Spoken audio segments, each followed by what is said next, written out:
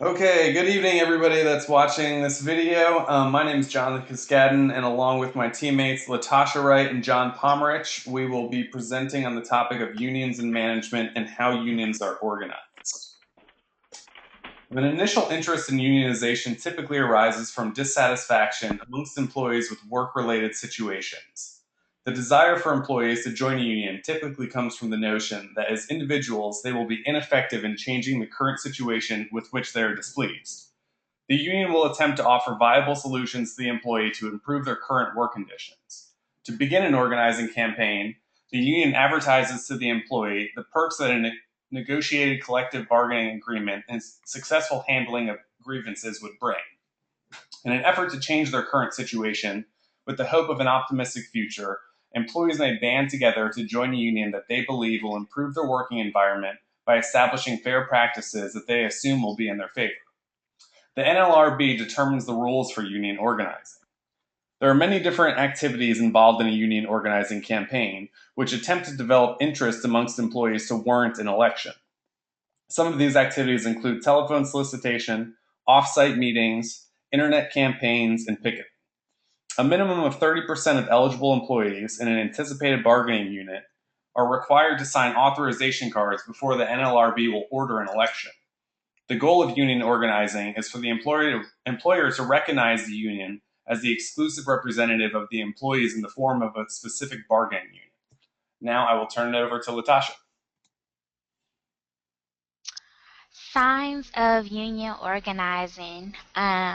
Some signs that a union is under formation are an increase in number of employee complaints about wages, hours, working conditions, or management practices. Um, Unusual or more frequent employee challenges to management authority. Um, Employee demands to revisit issues that management believed that had already been resolved. An increase in the number of hushed or animated employee conversations that stop whenever management comes around. Unusual groupings or congregations of employees. Actions taken by groups and employees versus individual action. Unusual frequent or well publicized employee meetings during non work hours. An increase in the number of formal complaints to government agencies, as well as you'll see employees wearing clothing or buttons that are imprinted with union organizing themes or union identification. Next slide.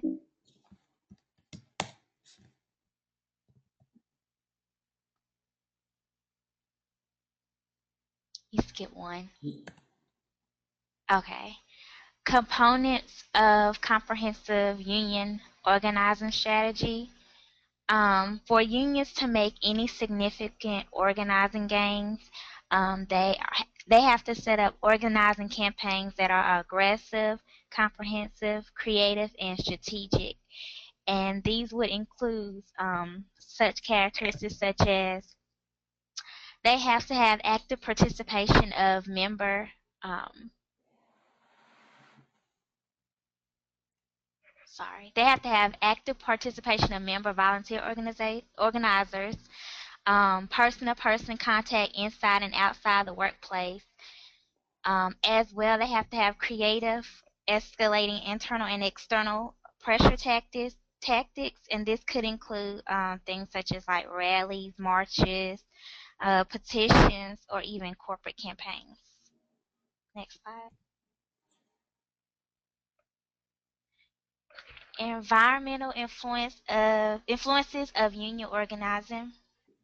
And these are just influences that have an effect on union membership as well as organizing activity, and they include employment growth, union density, employer opposition, latent demand, rationalization, innovations, decentralization, and a strategic scope.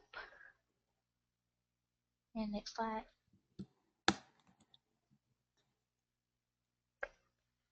Union effects on management and human resource management policies. Unions affect management practices by examining an exhaustive range of management policies such as work hours, wage incentives, subcontracting, promotions, discipline, etc.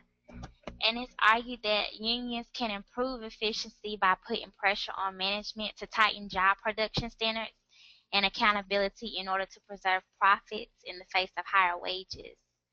Um, Therefore, there's evidence that confirms that unions use their monopoly power to force employees to pay better wages and benefits.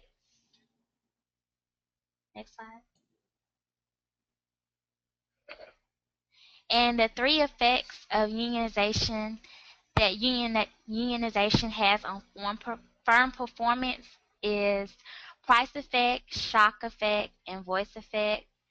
With price effect, um, unionism is defined as a rational actor who maximizes its utility function by raising its member wages.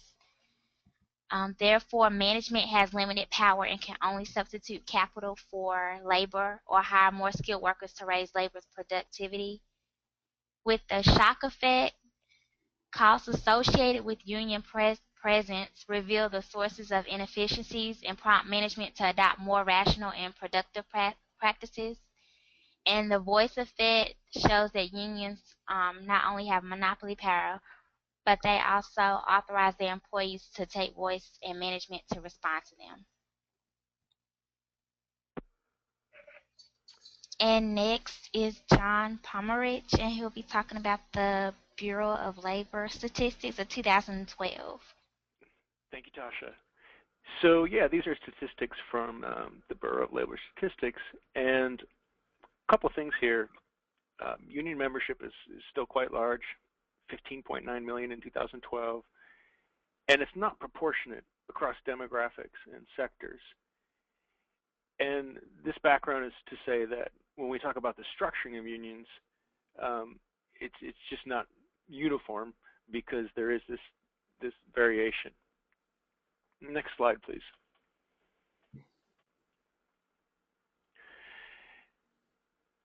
There are categories, though, broadly speaking, according to types of membership bodies. So unions can be organized by trade, by sector, or as general unions. And then each of these types provides a linkage to larger bodies, the national and international federations, which, of course, greatly increase the influence of the individual unions. Next slide. Also, there are union shops, another broad way to categorize. There are closed, union, agency, and open. North Carolina is an open shop, which is the most restrictive for union organizing. And it's interesting because rights that are lost in one state, say Wisconsin, might never have existed in another state, such as North Carolina. Next slide. So perhaps the most defining way to talk about the structure of the relationship between unions and management is the legal framework. There are a variety of parties that play a role within the legal framework: mediators, negotiators, judges. And this slide is a sample of a few of the major legal prohibitions. When you add up all of the various regulations at the state and federal level, it really does the most to structure the relationship, all things considered. Now also, on the next slide is a characterization according to what is known as the model. The model of the union leadership. There's a service model and the organizing model. And the organizing model is more activist. It's typical of unions trying to start up or make gains. The service model is more about maintaining and easier to find stasis between union and management. Typically, a union is not neither one or the other, but might lean one way or the other, and that can definitely affect the relationship. All right, thank you. And Jonathan, I believe you have more to say about that. All right, yeah. The various elements within the labor movement currently are returning to an organizing model of unionism. And the key component of the organizing model of unionism is an emphasis on mobilization of rank and file to do work in the union. Prior to the 1950s, this was a major form of unionism. And in 1988, the AFL-CIO, Department of Organization and Field Services, produced an internal organizing manual called Numbers That Count. This manual provided guidelines for unions to develop their internal organizing capacity. In the manual, the AFL-CIO, quote, projects a dramatic vision of how unions should function if they wish to meet the challenges facing all unions in today's menacing environment. The organizing model gives members a sense of power in a group and is more effective than the service model because the requests of individuals are not as readily responded to as are the appeals of large groups. So here we'll show a brief video clip where Jeremy Waddington, a professor of industrial relations at Manchester University, discusses his vision for union structures in the year 2020. Internal and external structures will be highlighted.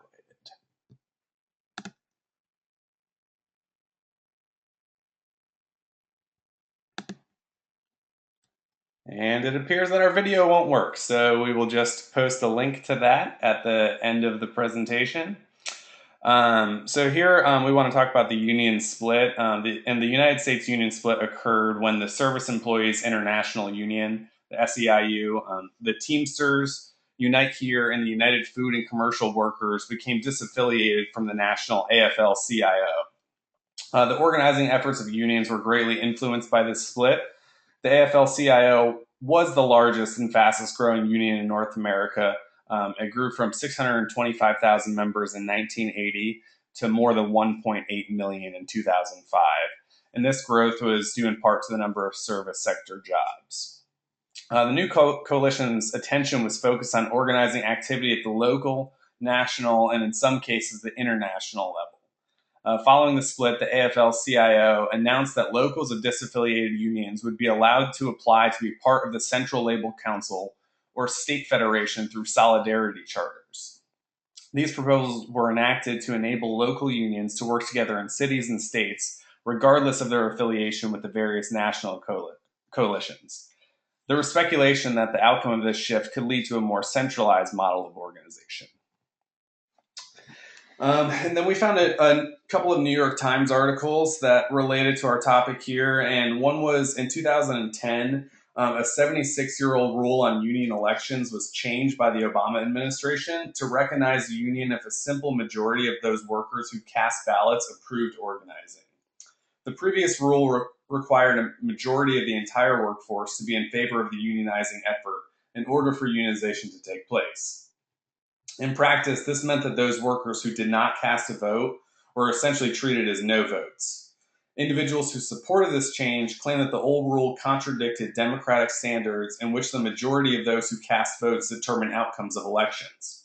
However, individuals who fought the bill did so on the basis of a belief that the bill would lead to more labor disputes. The most immediate impact from this was on Delta Airlines when unions attempted to organize nearly 20,000 flight attendants. In spite of the new rule, the flight attendants rejected attempts to be represented by a union. So in closing, it can be said that there's many factors, both internal and external, that impact the ways in which unions are organized and managed. Consequently, a decline in union membership is present despite recent job growth. Comprehensive strategies must be undertaken in order to effectively organize unions that represent the visions and wishes of workers. Although many employers will develop tactics to combat the spread of unionization to their workplace, union organizers should strive to obtain strong majority support in order to make their efforts a success. I hope for a brighter future and gains in membership remain at the forefront of organizers' minds. Only time will tell if current strategies will lead to increases in union representation on a national and/or global scale. And that concludes our presentation. Thank you.